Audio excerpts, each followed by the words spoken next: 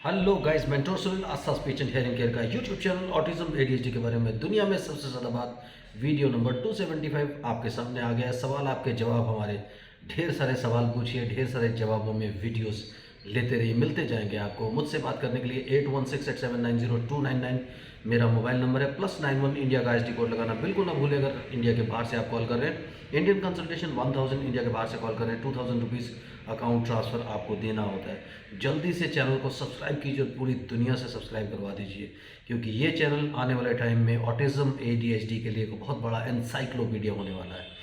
फटाफट से पहला सवाल ले लेते हैं। पहला सवाल है डोली। सर, मैंने अपनी बेटी को दादा बोलना सिखाया, उसने दूसरे दिन खुद ही दादा बोलने लगी, थोड़ा देर बाद में बोलती है। Is it okay?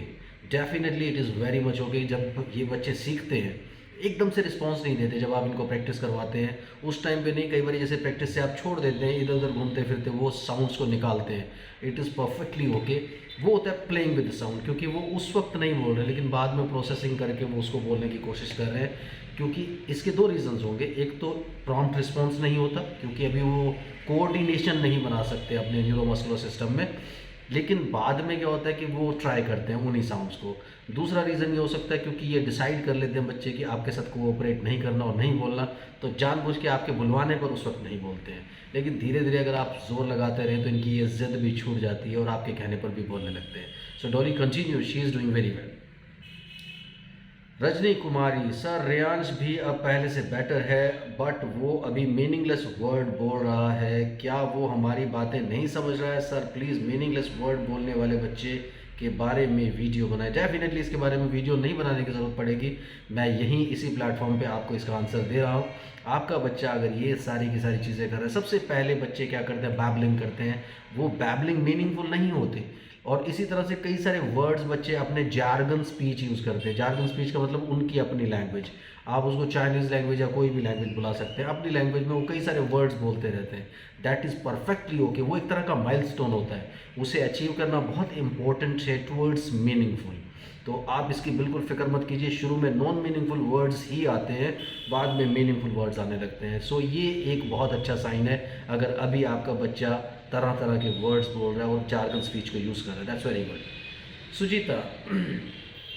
सर, जैसे जो बच्चा कार्टून देखता है वो कार्टून जैसा बोलता है, और जो बच्चा राइम्स को देखता है तो क्या वो सब कुछ राइम की तरह बोलेगा?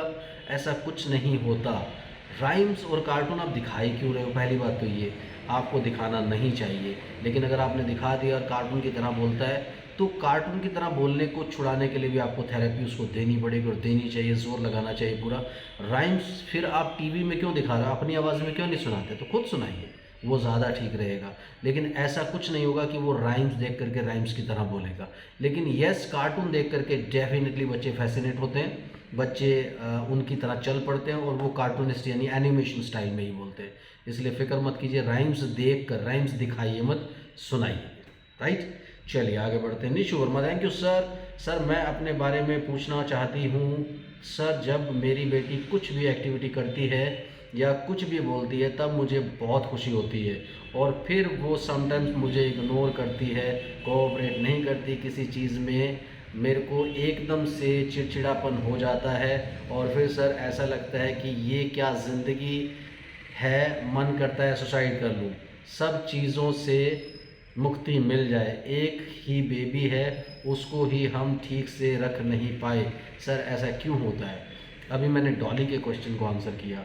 इतनी सी बात पर होप लूज़ करने से तो कुछ भी नहीं होता, क्योंकि एक बार आप अगर इस तरीके से सोचना शुरू कर देंगे, नेगेटिविटी लेना शुरू कर देंगे कि बच्चा अगर बोल नहीं रहा और आपको रिस्पॉन्ड नहीं कर रहा, आपको ये लड़ाई लड़नी है। ये आपके जितने भी बच्चे एडीएचडी बच्चे होते हैं, वो सारे के सारे बच्चे इतने एडमेंट, इतने ज़िद्दी होते हैं कि अपने शेल से बाहर नहीं आना चाहते, अपनी दुनिया में एंजॉय करना चाहते हैं। तो आप इनको टच ना करें तो बहुत खुश है। तो यही ज़िद आपको दिखाने जैसी ज़िद वो दिखा रहे हैं। अगर आप उनकी ज़िद्दों के सामने हार मान रहे हैं, और हार मानने वाले तो कुछ भी नहीं कर सकते ज़िंदगी में, सिर्फ स्ट्रगल करने वाले, कोशिश करने वाले और पूरी शिद्दत से मेहनत करने वाले लोग ही अपनी मंजिल तक पहुंच सकते हैं। ऐसे लोगों के लिए बहुत मुश्किल। निशु, मुझे तुम्हारी ये बात सुन करके बहुत ज़्यादा फ्रस्ट्रेशन हुई। तुम्हें कितनी होती है मुझे नहीं पता, लेकिन सच बोल रहा हूँ, इतना मेहनत करने के बाद भी आप कई बार देखते हो कि वो जब वर्ड बोल देती है बीच में अच्छे अच्छे, तो आप उसी चीज़ को बेस बना के, उसी चीज़ को एक मोटिवेशन बना करके आगे क्यों नहीं बढ़ते? इसलिए प्लीज़ अपने आप को मेहनत करके आगे बढ़ाइए, हार मत मानिए। Okay, bye bye. चलो अब आ जाते हैं नेक्स्ट क्वेश्चन पर। मोहसिना शेख, सर उमर अब आई कांटेक्ट अच्छे से करता है, थेरेपी स्टार्ट किए 1.5 महीना हो गया है, उसको स्पीच कब आएगा? अब आई कांटेक्ट उसने करना शुरू कर दिया, कमांड्स में आ जाएगा, जल्दी ही स्पीच भी वो अटेंड करेगा। ये गुड न्यूज़ है कि आई कांटेक्ट बहुत अच्छा करता है, डोंट वरी। उत्तम सिंगा, सर मेरी बेटी 2.3 ईयर्स की है, उसका eye contact good, 50+ word stock है, नेम रिस्पॉन्स है, लेकिन सर ज़िद्दी बहुत है, हाइपर बहुत ज़्यादा है, सेंटेंस नहीं बोलती, डॉक्टर ने कहा उसको ऑटिज़म है। ये सर उसको वर्चुअल ऑटिज़म है, प्लीज़ सर अप्लाई।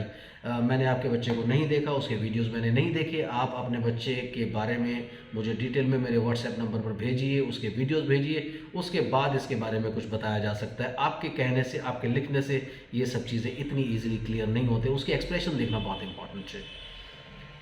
तेजाश्री निम्बालकर, एक और बात, सीनू ने अभी 3 कमांड्स फॉलो करना सीखा है, fold your hand, show me your pant and shirt, से नमस्ते। बहुत बड़ी बात है अगर उसने ये कमांड फॉलो करना शुरू कर दिया। 3 कमांड्स के बारे में आपने लिखा, वेरी नाइस, कंटिन्यू, आप अपनी प्रैक्टिस को कंटिन्यू करें। Hello sir, thank you very much, Seenu ने जितना भी इम्प्रूवमेंट आया है आपकी गाइडेंस की वजह से, थैंक यू वेरी मच, आपकी मेहनत की वजह से। मेरी गाइडेंस तो सबको मिलती है, जैसे टीचर क्लास में सबको पढ़ाता है, लेकिन कुछ बच्चे एक्सेल करते हैं, कुछ बच्चों के 90% मार्क्स आते हैं, कुछ बच्चों के 40% मार्क्स आते हैं, कुछ बच्चे फेल हो जाते हैं। तो डिपेंड करता है कि टीचर ने जो बताया उसके ऊपर बच्चों ने कितने अच्छे से काम किया। इसलिए मैं काफ़ी सारी चीज़ें सब लोगों को बताता हूँ। कई लोग 1 महीने, मैंने कई लोगों को देखा, वो 1 महीना थेरेपी करेंगे और थेरेपी को छोड़ देंगे, क्योंकि वो देख लेते हैं कि सारा एफर्ट हमें करना पड़ेगा। They don't want to do any effort. इसलिए जब आप एफर्ट नहीं करना चाहते, जब आप में डिसिप्लिन नहीं है, तभी आपकी हार होती है। अगर आप में डिसिप्लिन है, आपके अंदर स्ट्रॉन्ग डिटर्मिनेशन है, डेडिकेशन है, मेंटोर सुनील का प्रिंसिपल याद है ना आपको, D3 principal, discipline, dedication, determination जिस बंदे में भी है वो हारेगा नहीं। Thanks for the video sir and thanks for your suggestion. Altamash ने लिखा है, हम सबके प्यारे। रश्मि सेवक, आपने जो दिमाग की वायरिंग को फनी रिमार्क बताया, ऐसा डॉक्टर भी कहते हैं मेरे बेटे के बारे में कि इसका IQ अच्छा है, वायरिंग अलग है। आई डोंट नो ये वायरिंग, इसके बारे में क्या एक्सप्लेन किया जाता है, बट मैंने पहले भी जो इसको फ़नी रिमार्क बताया है, कोई इन बच्चों की वायरिंग अलग नहीं होती। ये बच्चे भी एक नॉर्मल बच्चे की तरह होते हैं, बस थोड़ा सा इन्होंने ज़िद पकड़ी होती है कि आपको कोऑपरेट नहीं करना, और ऐसी ज़िद आपको पकड़नी है। तो इसी तरह से आप सवाल पूछते रहिए और आपकी खिदमत में ये वीडियोस बनते रहेंगे, क्योंकि ये वीडियोस सिर्फ आपके सवालों की वजह से बन रहे हैं। इसी तरह से बहुत भर भर के सवाल पूछिए ताकि ज़्यादा से ज़्यादा वीडियोस बन सके। Bye bye.